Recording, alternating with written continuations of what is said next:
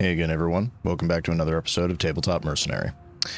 We've got a bit of a thing going on right now. As you can see, I have a new camera, which I'm still getting the hang of. It's a slightly different model than what I had before. And I've got my mic set up, which hopefully with all the filters and all the new stuff that I worked out for my new desktop, should give us the sort of sound quality that I had in the past, but which has been difficult to recapture. And for folks wondering what's with the wider view of my quote-unquote studio, well, it needs be when the devil drives, and if you go back and check some of our earliest videos, you'll see it's very similar to a setup I had before. You were all actually seeing this room from my dice tower, for those who are curious. But all of that aside, all the explanations and updates taken care of, this week I wanted to talk about, well, marketing for RPGs, and a particular type of marketing for RPGs, because I promised a couple videos back that I would start getting into what I do and is what was worked for me, and I wanted to sort of break down some basic concepts for folks who are wondering, once they have a game done or once they have a game product done, where do you go from there? How do you get people to actually check it out and start buying copies of this thing that you made so that you can pay your rent and make a living? Now, as normal, you've all read the title, but today we're talking about something called content marketing. And to explain to you what content marketing is, I first want to explain to you what it isn't. Now, we've all seen commercials in our lives. Whether or not we are paying attention, we know the basic premise and purpose of a commercial. Typically, the way it works is commercial starts, it describes a problem or tells you about an issue you might have, and then it presents you a solution. Fast food commercials tell you can get food really quickly and it'll be tasty. Car commercials tell you to buy a new car. Car maintenance places tell you to come in and get your oil change or your car will explode and then you won't be able to get to work. So on, so forth. We all know how they work. Now, content marketing has the same purpose. It wants people to buy things. It wants to sell you stuff. But if I had to use a description for it, it's passive-aggressive in the way it does things.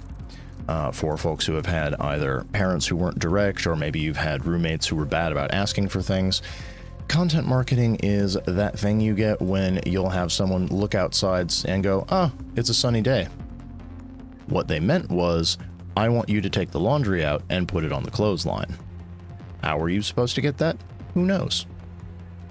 But there's an encoding to it. There's a subtleness of communication, and it is not 100% guaranteed.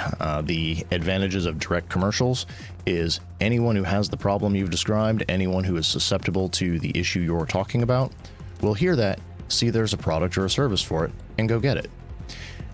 Content marketing, on the other hand, well, it requires the audience to kind of connect the dots for you. Because what you're doing is you're, well, creating content, as the name suggests. And once you've created that content, you pull an audience to you. I'll give you an example, since obviously I'm talking in generalities right now. But for folks who have gone to my blog, Improved Initiative, I've been running it for, 12 years or something at this point. I created it, and it's absolutely free to for anyone to access, and it is just full of articles about RPGs. It has game reviews, it has character builds, it has thoughts on game mastering, it has all sorts of stuff in it. And it's provided absolutely free to any readers, because I don't want anyone excluded from the content that I'm making if I can avoid it. It's already going to be exclusive enough. If I'm writing about the World of Darkness and you don't like or play those games, this is not going to be content for you, but that's beside the point. The idea for content marketing is that what you're making will pull in an audience. They will see the thing you're writing, see the thing you're drawing, see the videos that you're making, and they will begin to consider you an expert in the field, a trusted source, or someone who just gives them a thing that they like. So, for instance, when I came out with Army Men a few years ago, I had been running Improved Initiative for probably a decade, a little bit more at that time. And folks who had been reading it for that amount of time, folks who had seen my work or they had enjoyed things I had made in the past, heard I was making a new RPG, all my own. And some of them thought, well, this guy writes this blog and he does really interesting character stuff. He seems to have a good head on his shoulders for how to run a game. I should check out this new game that he's made, because that platform, as it was established, allowed me to reach directly to people who had come to me for other kinds of content and to let them know, hey, I'm making this product. You should go check it out. And it also allows me to regularly mention that, my game Army Men is a thing. You should give it a look if you haven't yet. That's just one example of content marketing. I'll give you a few more so that folks who maybe are wondering where I'm going with this can see more clearly. Now, for example, say I'd go over to the channel where Tony Rowland talks about Realm of Gaia and Enoch, which is his game. And it's linked down below if you want to check it out and you haven't yet. It is a post-apocalyptic dark fantasy game. Highly recommend. Not a sponsor or anything, just a fun game I think folks should check out. But anyway, Tony knows and understands that we have a very dense market for tabletop RPGs. And while great art, a memorable title, all of these things are going to be enough to get people to notice you, it might not be enough to get people to actually check you out. So what he's done is, on his YouTube channel, he has a bunch of longer form videos and a bunch of shorts explaining what his game is, talking about cool stuff, showing off the things in it. And while that is more like a traditional commercial, it's also free content that gives people an insight and shows them, hey, here's a fun thing. No pressure. Check it out if you want. If you don't, whatever. And that is sort of a more direct version of this. But the idea is always you make something for free, that free something pulls people in, and then you start peppering in through the free thing ways that they can buy stuff from you. That is the purpose of marketing at the end of the day. Is it sounds crass, it sounds materialistic, but we are here to make money, and I'm assuming that's why you're all watching videos on this channel. And that is kind of the goal. But at the same time, content marketing, if you're going to be doing it, if you want to be doing it long term, should not be to sell people junk. It should not be to just toss whatever out there and hope that the rubes buy it. You're looking to create a relationship with your audience. And the thing to remember here is content marketing is not necessarily just for stuff that you've made. As an example, I mentioned a while back that affiliates, people who get a percentage cut from a website or from a business, are, well, something we should all be doing if we're in this game to, well, eventually figure out how to pay our bills with it. But say, for example, I was running a review on my blog, and I'm reviewing a product somebody gave me because they know me and they thought, hey, this guy's got a platform, I'll give him a copy of my game and then he can tell his audience about it and maybe I'll make some sales. So I say thank you, and I take this game and I review it. The one that I mentioned, it was I Know a Guy by Lily Lessard, and it's a fun supplement. It's very useful. It's great for a bunch of modern games, and I wrote up an article about it. Now, sales that I made on that the royalties still went to the creator. The property cut for any of the intellectual property still went to that holder, but I got 5% of what the website would have taken as the publisher. So my blog, my audience, content that I made brought folks in. And when I was done talking about this thing I was reviewing, I went, hey, by the way, if this sounds like something you'd use, if this review really stuck with you, go get a copy. Check it out for yourself. That's kind of the backhanded, well, if you want some, go give it a look, that lots of content marketing has, because some of it, there is no hook. It's all bait, no hook, of you're just bringing people in, like, here's a cool thing that I made. Use it. Have fun with it.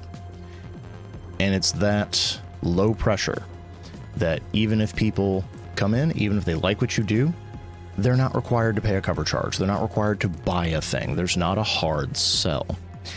And if you just kind of keep them in your orbit, eventually they will be aware of what you're doing, and eventually they will either make a purchase, or they'll help boost your signal, or they'll bring other people in because they'll want to tell all their friends and family about it.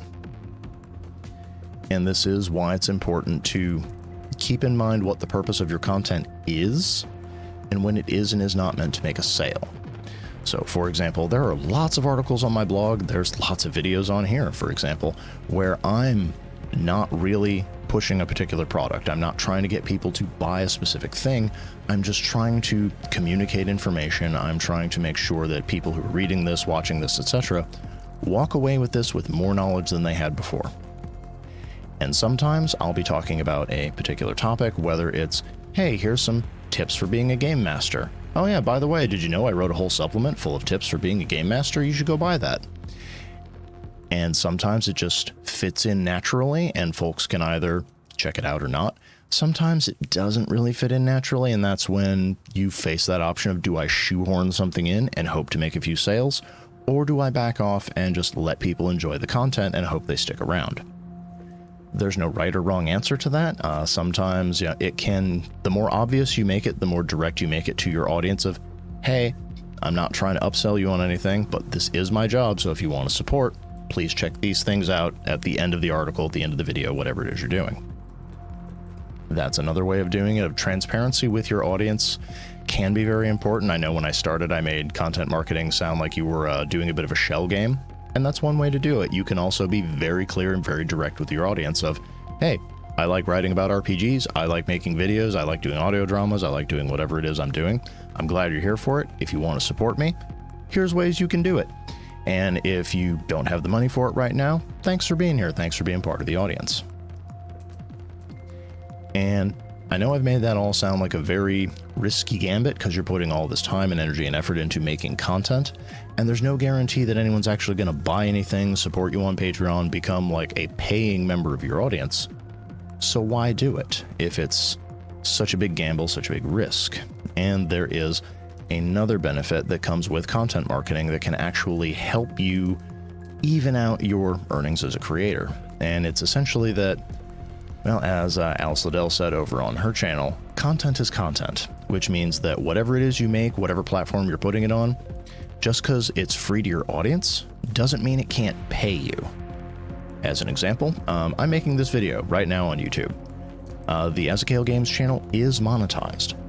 So even if throughout this video I never mention any other products, I put no links in the videos, description below, I don't try to get you to buy anything. I am just presenting you information and telling you how this particular piece of marketing functions.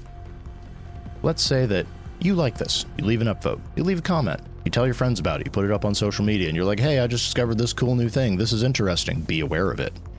Even if you're coming at it from the angle of people should be aware of this so that they're not getting tricked into buying stuff they don't need, or they don't let the free content get the foot in the door and then they end up making payments. All those views, all those shares, those still help me, and well, they help the channel. I'm just a face here, but they would help Azukail Games get paid, because let's say a couple 100,000 people watch this. Let's get ridiculous, that's not going to happen, but let's say 100,000 people all watch this video. Cool. That was a huge success for us. So there's going to be income just from that content, just from the ad revenue alone. That's going to put money in the company's coffers. But on top of that, you're going to have people who watch this video, and this is not the first in the series. So there's going to be a whole slew of other videos, both for Tabletop Mercenary, but also for a bunch of the other videos I've done for this channel, and videos Adrian's done for this channel. And for folks who haven't checked out things like his crafting videos, I would highly recommend those. They're a lot of fun. But that means that we'll get new eyes, new audience members, we'll get a bunch of additional views, because some people are going to want to know, well, what's this thing about? Let me check through the archive.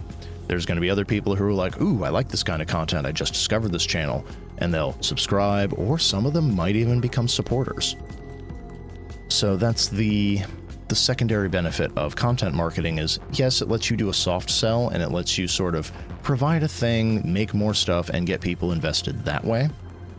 But it also can become a source of income all on its own, and sometimes the content you make actually pays you more than the sales you make for the games you're trying to promote, which can be a little ironic, but needs to be when the devil drives, as the saying goes, and sometimes you just need to take whatever you can get and hope for the best. And it is one thing I like about content marketing, it's why I do so much of it personally, is A, I like making stuff, so if I can make stuff and make money, great, I'm all here for it.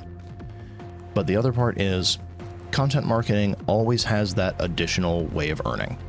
It's like if I were to put together, say, I don't know, an Amazon ad campaign, I wanted to sell more copies of my my hard-boiled cat novels of Painted Cats and Marked Territory. If you haven't checked them out, I highly recommend them. I sold out of them past weekend at the Bookworm Ball, so I'll be restocking if you're going to be at a future event I'm at, but that's neither here nor there.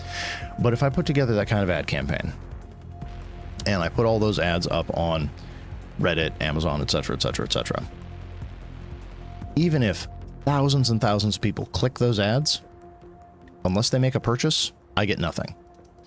And most of the time when they click through those ads, it costs me money because they actually interacted with the thing that I made, which means that I am now shelling out for their attention.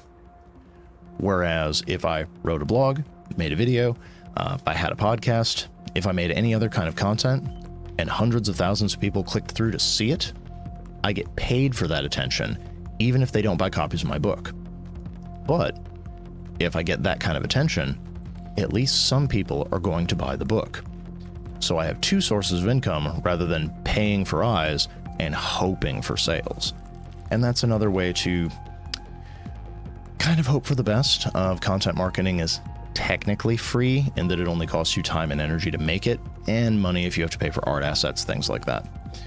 But I can write blogs all day long, I can make videos, I can do all sorts of stuff to let people know about the games I'm working on, or the stuff I've been a part of, or other creators who really deserve your time, energy, money, etc.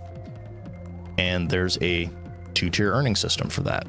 And I really prefer that over just a single throw of the dice and hoping that going through social media ads or going through Amazon ads or going through whatever where I'm paying for ad space the same way as if I had a billboard on the side of the road, and hoping enough people notice that I can turn a profit at the end of the day and not lose money on the ad campaign. So hopefully, that was a little bit rambly, but hopefully that made it clear how content marketing works, what it's for, and how it can benefit you as an RPG creator and as a writer in general. So if you have questions on it, if there's something I didn't quite cover that you would like more details on, please feel free to leave that in the comments below. And if you have opinions on the new setup, things you want to see me change, or if you just really like this ultra casual version, if you want to see more in this style like I used to shoot, let me know about that too. I am still kind of revamping my space and figuring out how I'm going to keep doing this, so things might look a little different going forward. But till next time, make sure you like, share, subscribe, do all those things. Help other people see the content that I make, because that really earns me points with the boss, and the more people the company brings in, the more games we can move, the more likely it is that I'll be able to keep just sending Adrian emails and being like, hey, I have another dumb idea for a video project, etc. And you'll all just get to keep consuming it, and a lot of it will be free. But till next time, this is your Tabletop Mercenary, signing off.